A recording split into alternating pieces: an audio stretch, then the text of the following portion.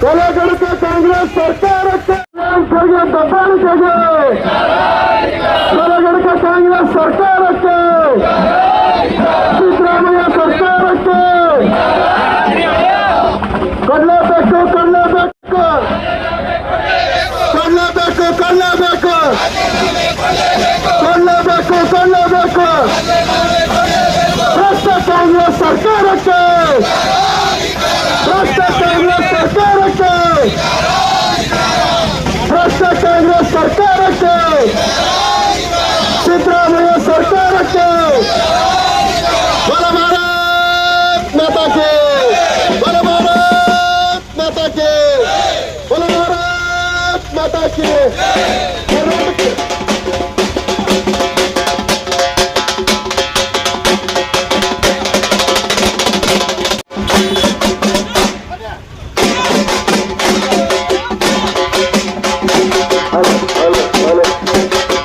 ಕಾಂಗ್ರೆಸ್ ಸರ್ಕಾರದ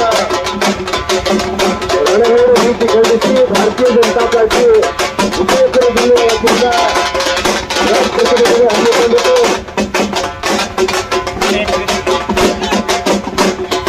ರಾಜ್ಯ ಮುಖ್ಯಮಂತ್ರಿ ಪ್ರಿಯಾಂಕ್ ಖರ್ಗೆ ಅವರು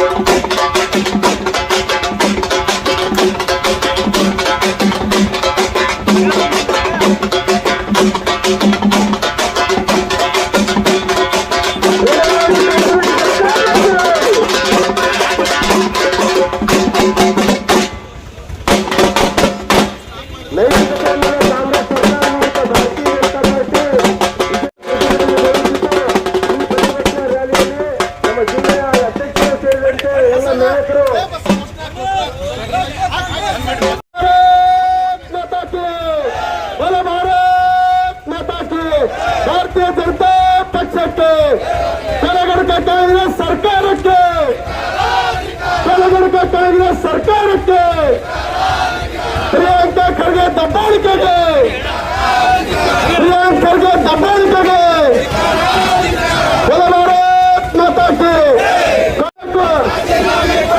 ಪ್ರಿಯಾಂಕ್ ಖರ್ಗೆ ದಬ್ಬಾಳಿಕೆಗೆ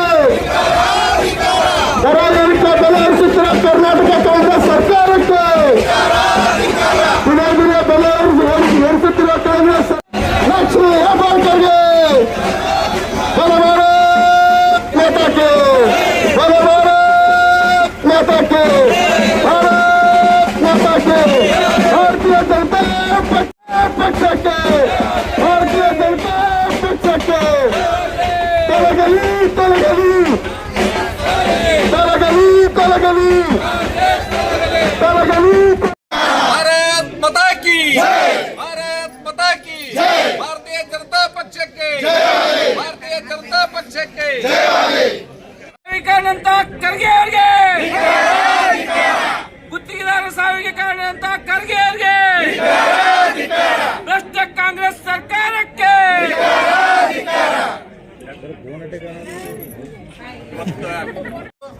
ಮತ್ತು ಸ್ವತಃ ಪ್ರಿಯಾಂಕ ಖರ್ಗೆ ಅವರ ಹೆಸರು ಕೂಡ ಅದರೊಳಗೆ ನಮೂದಿಸಿ ಆತ್ಮಹತ್ಯೆಯನ್ನ ಮಾಡಿಕೊಂಡಿದ್ದು. ಹಿಂದೆ ಬೆಳಗಾವದಲ್ಲಿ ಸಂತೋಷ್ ಎಂಬ ಗುತ್ತಿಗೆದಾರ ಆತ್ಮಹತ್ಯೆ ಮಾಡಿಕೊಂಡಾಗ ಈಶ್ವರಪ್ಪನವರ ಮೇಲೆ ಅವತ್ತಿನ ವಿರೋಧ ಪಕ್ಷ ಕಾಂಗ್ರೆಸ್ ಇದೇ ಖರ್ಗೆ ಅವರು ಪ್ರಿಯಾಂಕ ಖರ್ಗೆ ಅವರು ಏನೆಲ್ಲ ಹೇಳಿಕೆ ಕೊಟ್ಟಿದ್ರು ಅನ್ನೋದ್ರ ಬಗ್ಗೆ ಇವತ್ತು ದೃಶ್ಯ ಮಾಧ್ಯಮದಲ್ಲಿ ಬಿತ್ತರಿಸ್ತಾ ಇದ್ದಾರೆ. ಅಂದ್ರೆ ಇವತ್ತು ನಿಮ್ಗೆ ನೈತಿಕತೆ ಇಲ್ವಾ? ಇವತ್ತಿನ ಮುಖ್ಯಮಂತ್ರಿ ಸಿದ್ದರಾಮಯ್ಯನವರು ಅತ್ಯಂತ ಹಿರಿಯ ರಾಜಕಾರಣಿಗಳು, ರಾಜ್ಯದಲ್ಲಿ ಹಿಂದೆ 5 ವರ್ಷ ಮುಖ್ಯಮಂತ್ರಿಯಾಗಿ ಕೆಲಸ ಮಾಡಿರಿ.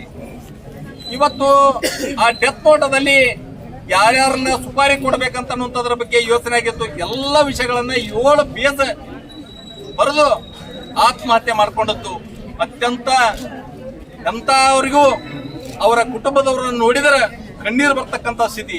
ಇವತ್ತು ಈ ಒಂದು ಪ್ರಕರಣದಲ್ಲಿ CIDಗೆ ಕೊಟ್ಟು ಇವತ್ತು ಕೈ ತೊಳ್ಕೊಂಡು ಏನೂ ನಡೆದೇ ಇಲ್ಲ ಅನ್ನೋ ರೀತಿ ಒಳಗೆ ಇವತ್ತಿನ ಕಾಂಗ್ರೆಸ್ ಸರ್ಕಾರ ಇವತ್ತು ಕೂತು ಬಿಟ್ಟವು.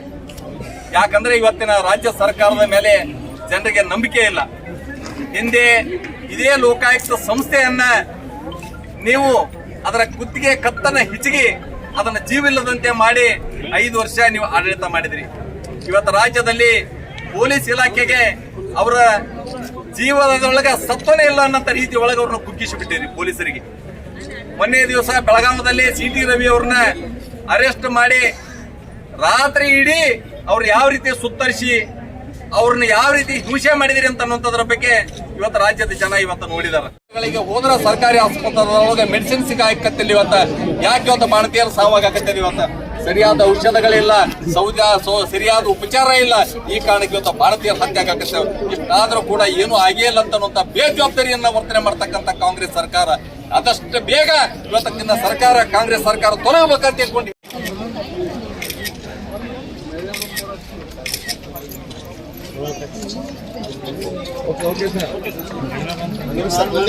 ಭಾರತೀಯ ಜನತಾ ಪಾರ್ಟಿ ವಿಜಯಪುರ ಜಿಲ್ಲೆ ಮತ್ತು ನಮ್ಮ ಮಹಿಳಾ ಮೋರ್ಚಾ ವತಿಯಿಂದ ಬಾಣಂತಿಯರ ಸರಣಿ ಸಾವಿನ ವಿರುದ್ಧ ಪ್ರತಿಭಟನೆಯನ್ನು ಹಮ್ಮಿಕೊಂಡಿದ್ದೇವೆ.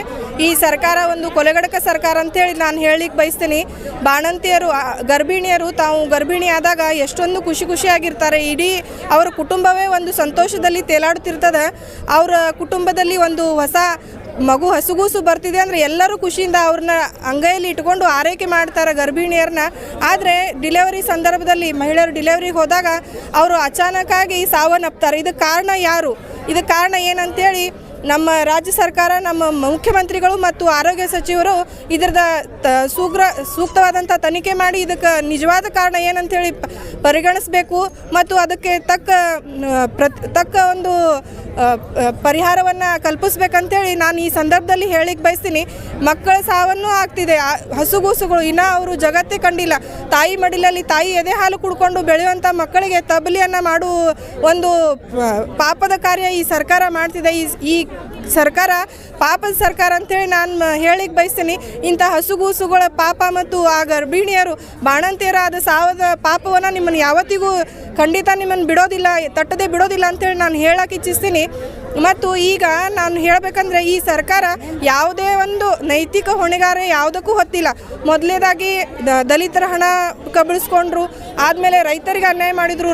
ವಕ್ಫ್ ಬೋರ್ಡ್ ಹೆಸರಿನಲ್ಲಿ ರೈತರ ಜಮೀನನ್ನು ಬಳಕಾಯಿಸ್ಕೊತಿದ್ದಾರೆ. ಆದ ನಂತರ ಇವರು ಗರ್ಭಿಣಿಯರಿಗೆ